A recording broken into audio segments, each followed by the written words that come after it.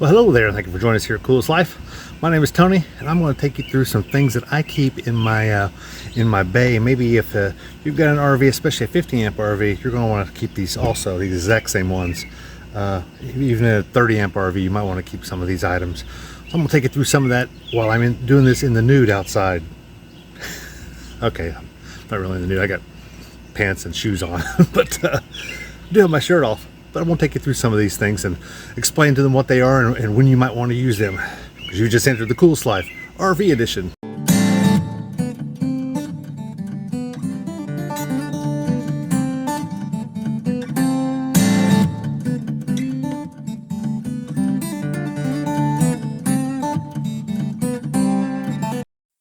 So let me preface this video by saying you basically need what you need when you need it. These are some things that I need when I need them.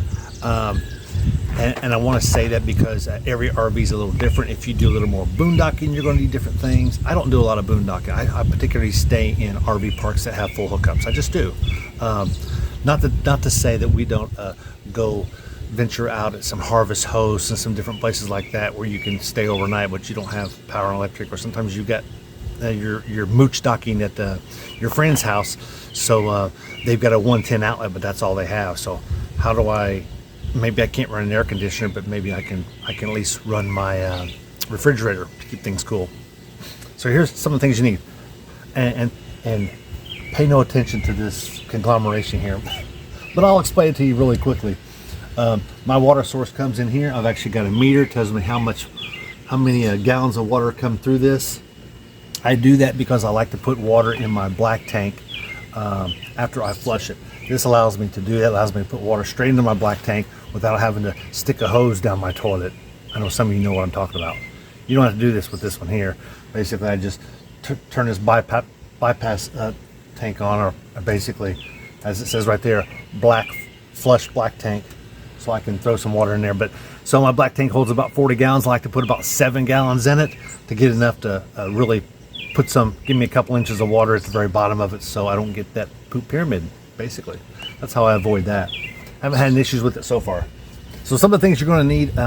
Let's talk electrical. Well, no, let's stick with water since we're on water.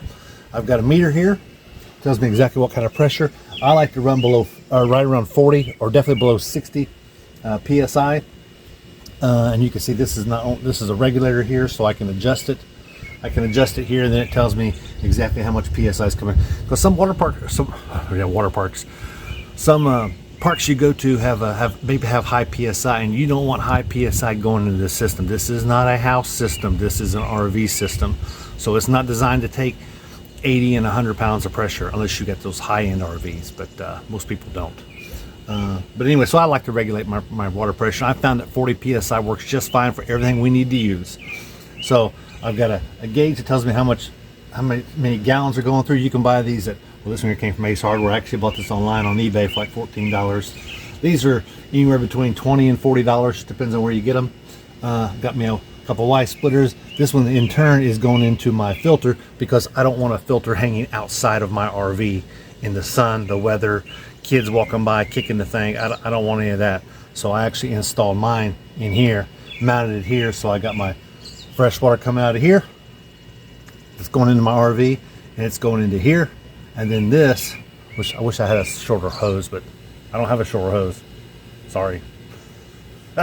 So all I got is and I could probably tap this off. And anyway, it's not bothering me. So, but it's going to go in here, and everything that goes inside my RV, all fresh water is getting filtered here. I've also got a filter on the other side before it goes into my water pump or through my water pump.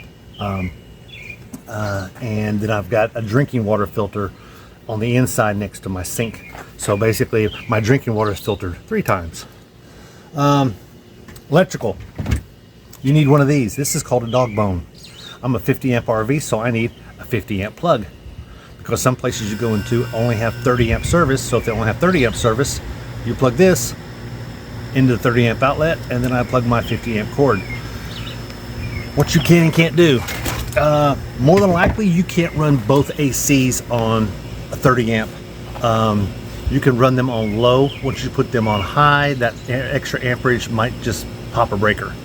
So that's the worst thing that can happen on 30 amp system if you're a 50 amp RV, is it could pop a breaker. So just know your limitations, and you should have some type of meter on the inside, tells you how many amperages or amps and volts possibly, but amperages you have coming into your system.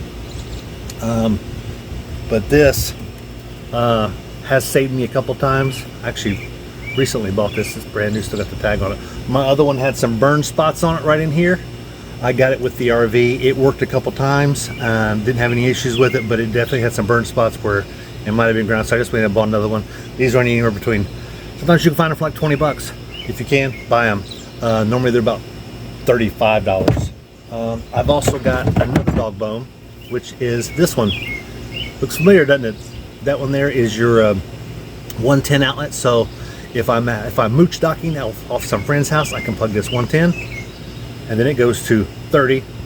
Oh no, but I got a 50 amp RV. Well, that's where this one comes in. So then I plug this one here into that other end of that Dogbone.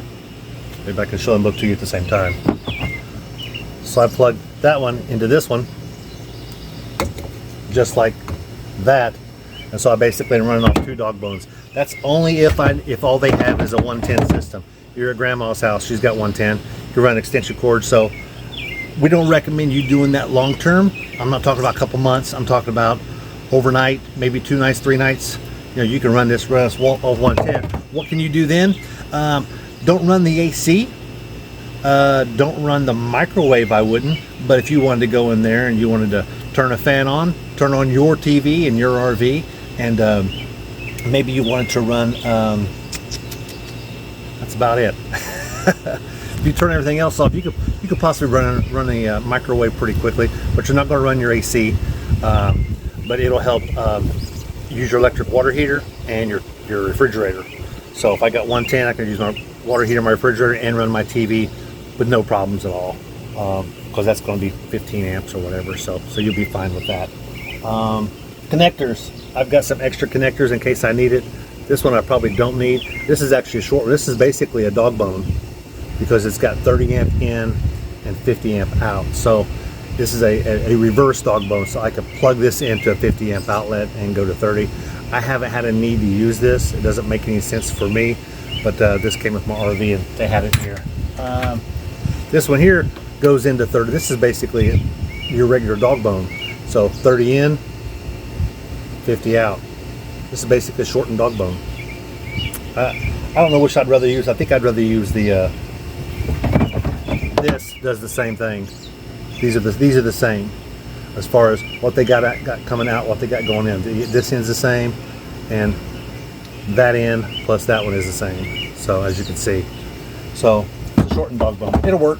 It'll work in a pinch, definitely. I've got some extra parts in here. I've got several quick connects. Sometimes I have an issue with my quick connectors. I like quick connectors because I have them here, have them here.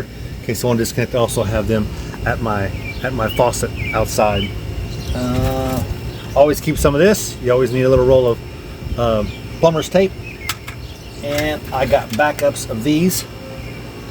I think I got 2 in here somewhere, and then I always have a string of these. You see what that is? Yeah, those are washers. Those are washers, garden hose size washers. And last but not least, oh, here's another 90 connector in case one of my 90 connectors go bad, which I have right here. Here's a 90 connector. I probably could put a 90 connector here, and I may do that, but I don't know. If I could think it'd help me get this hose out of my way, maybe I could tuck my hose back up under here somewhere if I had a 90, but I've got an extra 90. This one here went bad on me. I have another video on that. Be sure to check my video link.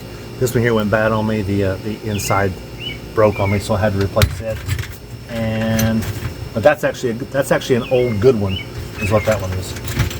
But I did have one go bad on me, and that's about all I keep in here. The only extra things I'm going to have in here is an extra pretty nice filter. I ought to put this in a plastic bag, shouldn't I? Anyway, because this is my filter that goes in here, so I got my extra filter here, and then I have a cable hookup. That's I think it's about 25 feet.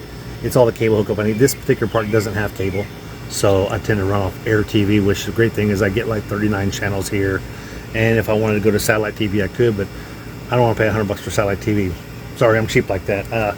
Now when I got 39 channels here, why am I paying for satellite TV? Plus, the bad thing about satellite TV is I've got a tree. Right now, I've got a tree. Can you see that tree? Yeah, that tree right there. That tree right there where my receiver is may just block me. So if the satellite's that way and I'm trying to point that way and it's going through a tree, I'm gonna have to move my RV or get me one of those satellite antenna things that I have to set out in the yard, and I don't want to do any of that. Sorry, not to then also have to pay for the TV. So, but anyway, that 50 my 50 amp cable hooks up right here, and I love that about most A classes is everything's contained, and I can close this door and everything is sealed. The only thing coming out is my hoses underneath, which I can also run my cable line through there. So hook my cable up here and run it down through there. And this, of course, is for telephone. Yeah, who uses coaxial? Not even coaxial. I forget what that's even called. That kind of telephone anymore. I don't think anybody does. In fact, most RVs don't even come with those connectors anymore. But that was just a quick tour of some things you might think of as far as different things you might want to have on hand. Hopefully this helps you. If you know of any other RVers that this might help, send them a link to this video and they can check it out also.